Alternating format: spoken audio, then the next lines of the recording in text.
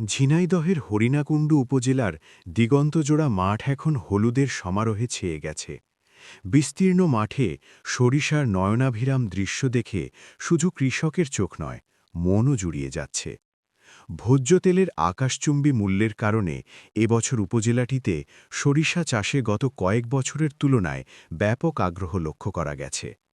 উপজেলা কৃষি সম্প্রসারণ অধিদপ্তর সূত্রে জানা গেছে, হরিণাকুণ্ডু উপজেলার বিভিন্ন ইউনিয়নে যেমন রঘুনাথপুর, ফলসী, চাঁদপুর ও জোড়াদহ এলাকায় এবছর সবচেয়ে বেশি সরিষা চাষ হয়েছে।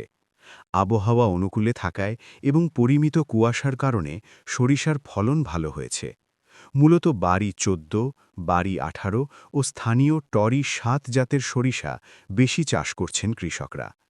স্থানীয় কৃষকদের সাথে কথা বলে জানা যায়, আমন ধান কাটার পর এবং বোরো ধান লাগানোর মাঝখানের সময় জমি ফেলে না রেখে সরিষা চাষ করা হয়। একে সাথী ফসল হিসেবে দেখা হচ্ছে। কৃষকরা জানান, কম খরচ, সরিষা চাষের সার ও সেচ খুব সামান্য লাগে, মাত্র ৭৫ থেকে ৮০ দিনের মধ্যে ফসল ঘরে তোলা যায়। নিজেদের পরিবারের তেলের চাহিদা মিটিয়ে বাড়তি সরিষা বাজারে বিক্রি করে লাভবান হওয়া যাচ্ছে।